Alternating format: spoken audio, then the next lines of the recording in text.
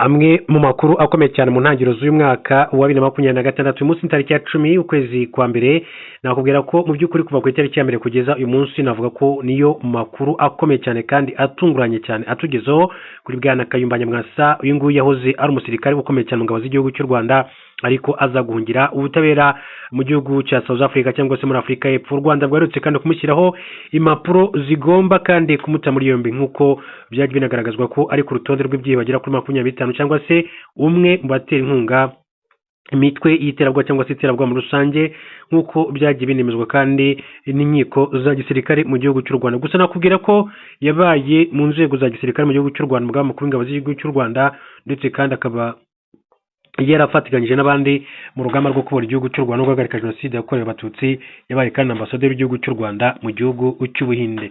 Mbere rero yuko twinjira kuri inkuru ivuga kuri General Kayumba Nyamwasa, arafite umutwe wa RNC, Rwanda National Congress, usanzwe ukorera muri South Africa. Bivuga ko wagiye ukora ibikorwa byinshi cyane bigamije guhungabanya umutekano w'igihugu cy'u Rwanda. Mbere gato yuko twinjira kuri iyo nkuru kandi ndanabwira ko hari ibyemezo bikomeye cyane kandi Trump amaze gufata uyu mugoroba. Navuga ngo ni umugoroba mubi cyane mu by'ukuri, n'amakuru akomeye cyane kandi akomeje kugenda atugeraho. Ariko kandi reka mbanze mbahe inshamake y'amakuru y'ingenzi akomeje kugenda avugwa muri aka kanya mu buryo butunguranye cyane. Biravuga yuko NASA yagaruye ku isi igitaraganya abashakashatsi bayo kubera umwe warwaye. Ikigo cya Leta Zunze Ubumwe za Amerika gishinzwe iby'isanzure NASA cyafashe umwanzuro wo kugarura ku isi hakiri kare iri tsinda ry'abashakashatsi bari mu isanzure nyuma y'uko hagaragaye ikibazo cy'uburwayi bw'umwe muri bo ubwo yari kuri sitasiyo mpuzamahanga iri mu isanzure. NASA yavuze ko ari ubwa mbere kandi ibintu nk'ibi byibayeho aho itsinda ry'abashakashatsi rigaruka ku isi kubera uburwayi. Yavuze ko uwo mukozi utavuzwe amazina ari muzima kandi ko ikibazo yari afite kitari cyatewe n'akaga cyangwa se imirimo yo mu isanzure. Iri tsinda ryagiye kandi mu isanzure muri Kanama 2025 ryagombaga gusoza ubutumwa bwaryo ku itariki 20 Gashyantare rigasimburwa n'abandi bashakashatsi bari mu itsinda ryitwa Crew 12 kuko iri ryagarutse ku isi ari Crew 11 nk'uko amakuru akomeza kugenda abishimangira. Hanyuma mu yandi makuru kandi reka mbabwire ko twihuta cyane kuri General Kayumba Nyamwasa. Mbabwire ko hari amakuru avuga yuko indege y'imperuka ya Amerika yatunguranye. Indege y'ingabo za Leta Zunze Ubumwe za Amerika yiswe y'imperuka yagaragaye mu ruhame bwa mbere mu myaka 53 ishize. Indege yagaragaye ku kibuga mpuzamahanga cy'indege cya Los Angeles gisanzwe gikoreshwa n'indege za civil. Yaguye ku itariki ya 9 Mutarama 2026 irongera kandi irava yerekeza mu birindiro by'igisirikare. Kugaragara ko indege mu maso ya civil cyatumye kandi abenshi bibaza niba hari ikintu kidasanzwe Amerika iri gutegura. Bamwe babihuza n'ihangana rikomeye riri hagati y'ibihugu birimo Urusiya na Ukraine na Iran. Amazina ya nyayo y'indege yitwa E4B Nightwatch, ni Boeing 747-200B yavuguruwe kugira ngo igire ubushobozi bwo ku rwego ruhambaye. Bivuga ko Amerika ifite enye zo muri ubu bwoko. Abanyamerika bayise imeruka kuko bayibona nk'ubwisho bukwiye bw'ibitero by'intwaro kirimbuzi byo ku butaka, kuko bivuga ko ifite ubushobozi bwo kumara igihe kirekire mu kirere kandi igakora neza nk'ibiro bikuru by'ingabo. Nightwatch yakozwe mu mwaka wa 1973 ni nabwo kandi yaherukaga kugaragara mu ruhame yagenewe Perezida wa Amerika n'abandi bayobozi bakuru mu gihugu harimo Minisitiri w'Ingabo n'umugaba mukuru w'ingabo. Ikaba kandi yakifashishwa nk'ahantu hatekanye ho kuyoborera intambara yo ku rwego ruhambaye. Niyo mpamvu yitwa indege y'imperuka. Ingabo za Amerika zirwanira mu kirere nizo zigenzura indege umunsi ku wundi. Zahisemo kandi kugira ibanga amakuru menshi cyane ayerekeyeho rwego rwo kubungabunga umutekano wayo, zitanga make yibanze. Amwe mu makuru kandi make yamenyekanye kuri indege nuko akenshi iba iri ku kigo cya Amerika kiyoborerwamo ibitero byo mu kirere kiri mu birindiro bya Ufut biherereye muri Omaha muri leta ya Nebraska. Ingabo za Amerika kandi zirwanira mu kirere zisobanura ko gukora imwe muri Nightwatch byatwaye $223,200 y'Amerika kandi ko iramutse imaze isaha mu kirere yatwara igihugu $159,000 Indege ifite ubushobozi bwo kumara amasaha 12 mu kirere itarashyirwamo andi mavuta kandi ishobora no gushyirwamo andi mu gihe iri mu kirere nk'uko bigenda kandi ku ndege z'intambara za Amerika zigezweho.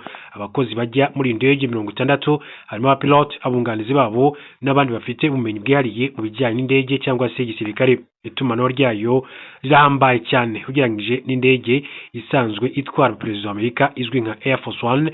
Yo ifite ibisahane 67 bya satellite ndetse na antenne ku gice cy'inyuma. Ifite ubwirinzi kandi butandukanye burimo ubw'intwaro za nucleaire.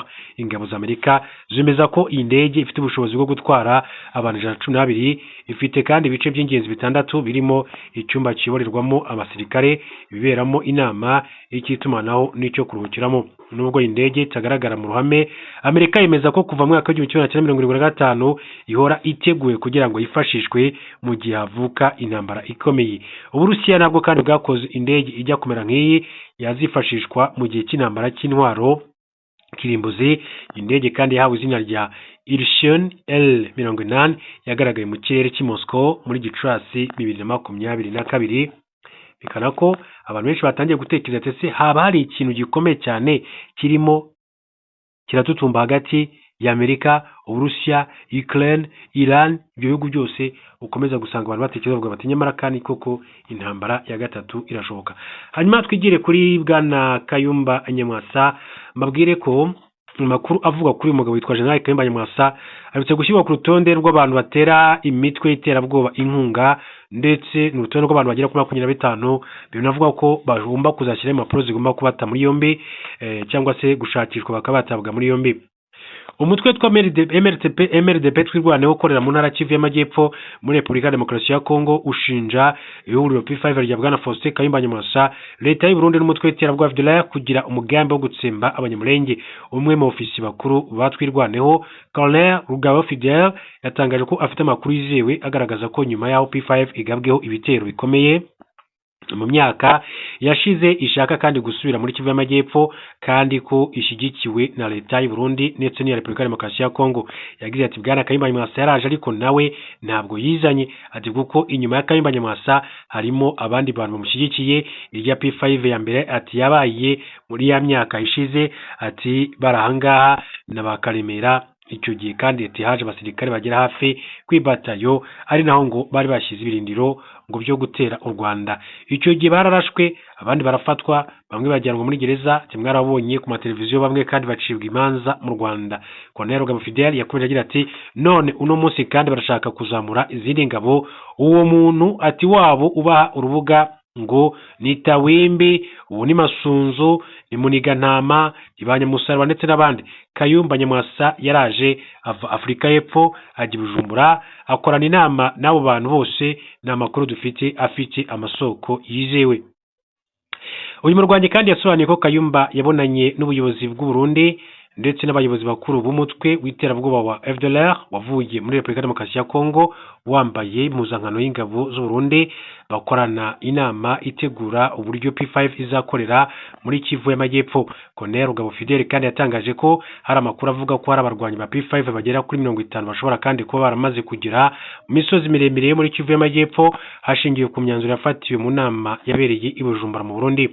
Ati Nyamwasa yabonanye n'ubuyobozi bw'u Burundi, yabonanye n'abandi bakuru b'interamwe bavuye ino muri Kongo, ati barambuka, ati bashorewe na leta y'u Burundi, bambikwa impuzankano y'u Burundi, ati nk'abasirikare b'Abarundi bakambuka kandi bakagera mu Burundi.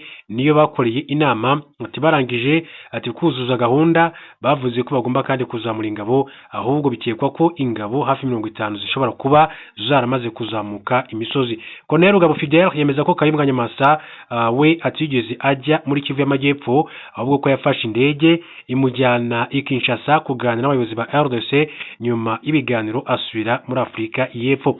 Ariko ati Kayumba Nyamwasa ubwe yigeze yambuka, ati yafashe indege ajya i Kinshasa kubonana n'ubuyobozi bwa Kinshasa mbere yuko asubira muri Afurika y'Epfo. Ati P5 nta ihuriye na MRDP twirwaneho, ahubwo nabanzi bacu, ati batumazeho, ati nibo kandi bafatanyije na FDLR, ati nibo bafatanyije n'umuntu wese uri kutwica. Colonel Rugabo Fidel yatangaje ko niba P5 kandi ishaka kugaba ibitero muri Kivu y'Amajyepfo, MRDP twirwaneho yiteguye kandi guhangana nayo nkundi mwanzi wese, nk'uko icyo gihe akomezaga kugenda bigaruka. Hanyuma kuri Kayumba Nyamwasa kandi amakuru akavuga ko nk'uko byatangajwe mu minsi yatambutse. Ati Kayumba Nyamwasa aherutse Kinshasa muri uku kwezi icyo gihe muri Nzeri 2024 aho yahuye n'abayobozi b'umutwe wa FDLR mu bikorwa biri mu mugambi mugari wa Perezida Felix Tshisekedi wa RDC byo guhungabanya umutekano w'u Rwanda. Ati amakuru yize wagera kuri iki kinyamakuru yakademo cyane imbere mu Rwanda nuko muri Nzeri Kayumba Nyamwasa yakoreye urugendo Kinshasa muri RDC ahura n'abayobozi batandukanye b'umutwe wa FDLR nyuma y'uko hari hashize kandi igihe Perezida Felix Tshisekedi atangaje mu buryo bweruye ko yiteguye kwiyunga n'uwari we wese wagira uruhare mu guhirika ubutegetsi bw'u Rwanda.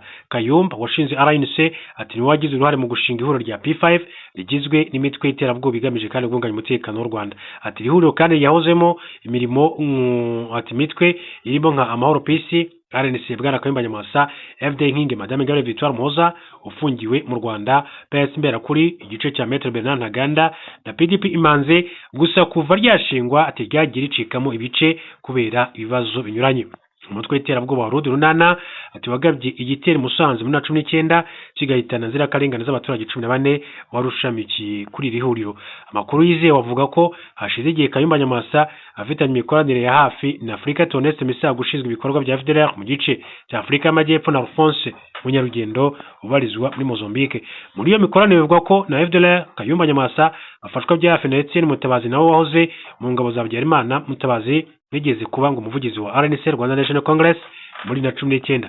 Mutabazi kandi ngo yanabaye muri komisiyo y'amategeko y'imyitwarire mbonerabupfura mu mutwe wa RNC ndetse muri 2022 kandi yigeze kumvikana avuga ko FDLR atari ikibazo ku Rwanda. Bivuga kandi ko umunsi kundi Kayumba Nyamwasa avugana na Major Gaston Iyamuremye uzwi nka Victor Byiringiro uyoboye umutwe wa FDLR muri iki gihe nk'uko amakuru bivuga.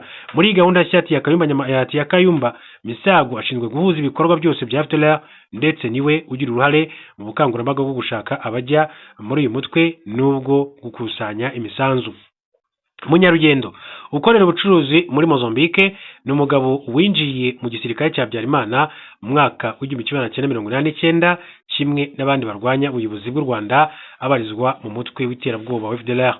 Azwi ku izina rya Kwita Monaco Dollar, avuka mu yahoze ari komine Satinski mu ntara y'Iburengerazuba, ava inda imwe na Colonel Anatole Nsengiyumva wahamijwe ibyaha bya jenoside mu mwaka w'1994. Munyarugendo yari ashinzwe ikoreshwa ry'intwaro nini mu kigo cya gisirikare cya Kanombe. Yanabaye mu gisirikare cya Repubulika ya Demokarasi ya Kongo, FARDC ashinzwe ibikorwa bya gisirikare mu gace ka Pweto. Urugendo rwa Kayumba Nyamwasa Kinshasa rushimangira umugambi mugari wa Perezida Felix Tshisekedi wo guhungabanya umutekano w'u Rwanda nk'uko yigeze kandi kubitangaza ubwe. Mu Ukuboza 2022 Perezida Felix Tshisekedi kandi yagize ati abanyarwanda n'abavandimwe bacu ahubwo bakeneye ubufasha bwacu kuko baraboshywe, bakeneye ubufasha bwacu ngo tubabohore. Ati n'abavandimwe bakeneye ko dushyira hamwe tukabakiza abayobozi babasubiza inyuma. Kuva icyo gihe ati yarushijeho gukaza mikoranire batavuga rumwe n'ubuyobozi bw'u Rwanda ahera kugwa intebe umutwe wa FDLR. Akomereza kandi ku bandi bahunze igihugu nka Jean Richard Gasana yemeranyije na Gasana ko abamuza bikorwa abantu bari muri gahunda zigamije kandi guhuza imbaraga no kunga ubumwe mu mugambi wo kurwanya ubutegetsi bw'u Rwanda. Sibyo gusa kuko hashize iminsi mike hagiye hanze inyandiko yo kwa 26 Nyakanga 2024 yashyizweho umukono n'umuyobozi w'ibiro wa Perezida Felix Tshisekedi Anthony Kinzo Kamore igaragaza ko leta ya Kinshasa kandi maze igihe mu biganiro na gouvernement Niger kugira ngo yohereze muri Repubulika ya Demokarasi ya Kongo abanyarwanda 6. Abo nabakurikiranwaga n'urukiko mpuzamahanga bya Rwarusha rwashyiriweho u Rwanda ICTR. Bamwe muri bo kandi bafunguwe nyuma yo kurangiza igifungo bakatiwe ubwo bahanywaga uruhare muri jenoside yakorewe abatutsi mu mwaka w'1994 n'abagizwe abere barimo Capitaine Sagahutu Innocent, Zoneme François Xavier, Mugiraneza Prosper, Nteziryayo Alphonse, Ntagerura André, Ntaziranyirazo Prote n'abantu kandi bari bakomeye cyane muri leta ya Habyarimana yateguye jenoside. Muri bo babiri kandi bahoze mu nzego nkuru za gisirikare nka Major François Xavier Nzonemeye wari ushinzwe urwego rw'ubutasi bwa gisirikare na Capitaine Innocent Sagahutu wari umwungirije. Zigiranyirazo uzwi nka Z yari muramu wa Habyarimana akaba kandi musaza wa Gateka Habyarimana. Colonel Nteziryayo we yabiboye ishami rishinzwe imyitwarire mu gisirikare mbere ya jenoside military police ndetse abaprefe wa Butare mu gihe André Ntagerura na Prosper Mugiraneza bahoze kandi muri gouvernement mu gihe cya jenoside. Abo bose nibo Tshisekedi kandi akomeje gukusanya kugira ngo bagire uruhare mu guhungabanya umutekano w'igihugu cy'u Rwanda nk'uko amakuru akomeza kugenda bishimangira. hanyuma duhindura ingingo tuvuye kuri Bwana Kayumba Nyamwasa turi n'andi makuru atandukanye abakomeza kugenda avugwa byinshi byakomeje kugenda bigarukwaho. Gusa reka duce i Kinshasa muri Repubulika Demokarasi ya Kongo mu mukuru babwire ko Perezida wa Repubulika Iharanira Demokarasi ya Kongo Felix Tshisekedi yaburiye abaminisitiri bavuga ibyo batatumwe na guverinoma bishobora kandi gushyira diplomasi n'umutekano w'igihugu mu kaga. Mu butumwa bwanyujijwe kuri Minisitiri w'Intebe Judith Suminwa Turuka bwatangiye kandi mu nama y'abaminisitiri yateranye ku itariki ya 9 Mutarama 2026. Judith Suminwa Turuka yasobanuriye abaminisitiri ko ubutumwa burebana n'igihugu budakwiye gutungurana cyangwa se ngo butangwe mu buryo butatekerejweho kabiri, cyane cyane iyo buvuga ku ngingo zikomeye zirimo igisirikare, umutekano, imibanire n'abaturage na diplomasi. Abaminisitiri bo muri Repubulika Demokarasi ya Kongo bamenyeshejwe ko ibivugwa byose ku ngingo zikomeye zirebana n'igihugu bishingira ku mabwiriza ya Perezida Felix Tshisekedi kandi ko Minisiteri y'Itumanaho n'Itangazamakuru ariyo ibigenzura. Basabwe kubahiriza ibibwiriza mu buryo bukomeye mu kwirinda gushyira diplomasi n'umutekano mu kaga, bamenyeshwa ko uzarirengaho atazigera yihanganirwa na gato. Perezida Felix Tshisekedi kandi yatanze umuburo nyuma yaho guverinoma ya RDC yandagajwe bikomeye n'abayobozi biganjemo abaminisitiri kuva mu mpera zo kuboza 2025. Tariki ya 5 Mutarama 2026, Minisitiri w'Ubuhinzi Muhindo Nzangi yatangaje ko igisirikare cya RDC cyavuye mu mujyi wa Uvira kubera ubutumwa bwatangarijwe ku rubuga nkoranyambaga rwa X kandi abarwanyi b'ihuriro rya AFC 23 batari bakawugezemo. Minisitiri Muhindo kandi yatangaje ko iyo Leta Zunze Ubumwe za Amerika zidasaba abarwanyi ba M23 kuva muri uyu mujyi baba barafashe n'umujyi wa Kalemi mu ntara Tanganyika kuko nta mbaraga nyinshi zari zihari zo kubasubiza inyuma. Nyuma y'iminsi 2, Minisitiri ushinzwe ingengo y'imari Adolphe Muzito yatangaje ko nubwo Joseph Kabila yakatiwe igihano cy'urupfu n'urukiko rwa muri RDC nyuma yo guhamwa n'ibyaha birimo ubugambanyi, we atamufata nk'umwanzi w'igihugu. Kabila yayoboye RDC kuva muri 2001 kugeza 2019.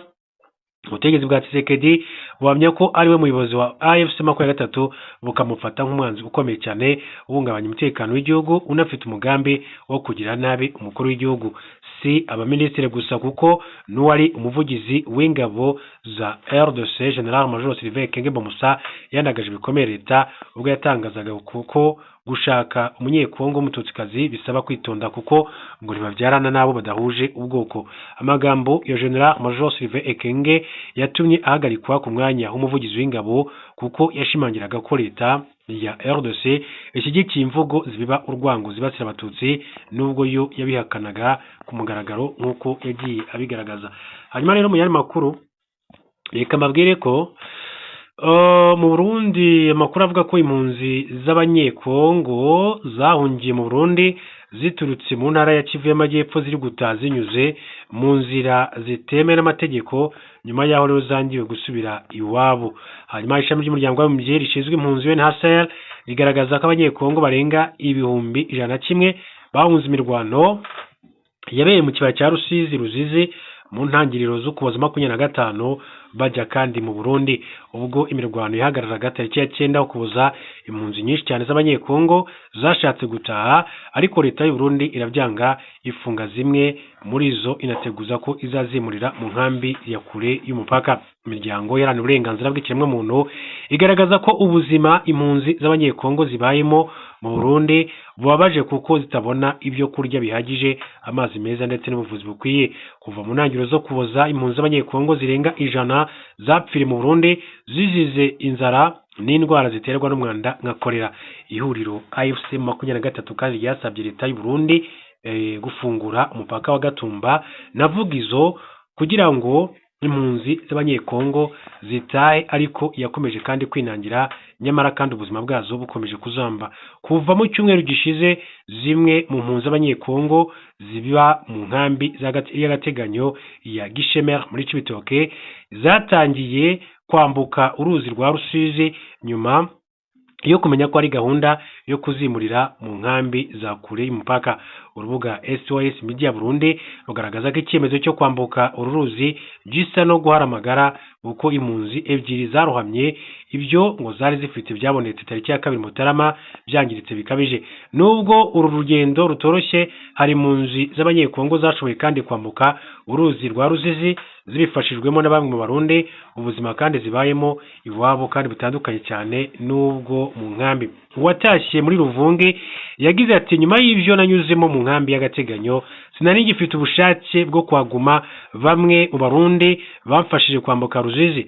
Uyu munsi rero ndi muri Ruvunge, ati mbayeho mu buzima busanzwe. Hari abanyekongo kandi bahisemo ngo abasirikare b'u Burundi, abapolisi n'imbonera kure ruswa kugira ngo babemerere kandi kwambuka umupaka basubirane iwabo n'imiryango yabo. Uwo muri Sange muri Kivu y'Amajyepfo yagize ati nari kumwe n'umugore wanjye n'abana bacu 8 badusabye amafaranga y'amarundi 300, byansabye ko mbaha ihene zacu 3 kugira ngo batwemerere kwambuka. Hari impunzi z'abanyekongo zitatashye kubera gutinya kuruhama mu ruzi rwa Ruzizi ndetse no kubura ruswa ziha abashinzwe umutekano barinda imipaka y'u Burundi. Zikomeje kandi gutakambira leta y'u Burundi ngo zifungurire inzira zitaye nk'uko amakuru akomeza kugenda bishimangira muri rusange. Hanyuma dukomeje tureba n'andi makuru atandukanye akomeje kugenda avugwa. Andi makuru abakomeza kugenda avugwa abari menshi cyane, mbabwire ko ingabo za Denmark zemerewe kurasa zitabashije Amerika nishaka gufata ikirwa cya Greenland. Ibitangazamakuru byo muri Denmark byatangaje ko ingabo z'iki gihugu zigomba kurasa nubwo zaba kandi zitabiherewe uburenganzira, mu gihe ingabo za Amerika zaba zitegereje gufata Greenland zikoresheje imbaraga, nk'uko amabwiriza y'umwaka wa 1952 Minisiteri y'Ingabo ya Denmark yemeje ko akiriho abiteganya. Hanyuma rero aya mabwiriza avuga ko abasirikare b'iki gihugu bagomba kurasa badategereje amabwiriza mu gihe hari ugerageje kandi kugaba igitero kuri Denmark, harimo n'ingabo za Amerika zishaka kandi kwigarurira Greenland. Amabwiriza ahoraho asaba abasirikare ba Denmark guhita batangira urugamba rwo kurwanya igitero icyo ari cyo cyose cyagabwa ku butaka bwa Denmark badategereje amabwiriza, kabone n'iyo baba komando baba tazi itangizwa ry'intambara, nk'uko ubuyobozi bw'ingabo na minisiteri babitangarije ikinyamakuru cyitwa Berlingske cyo muri Denmark.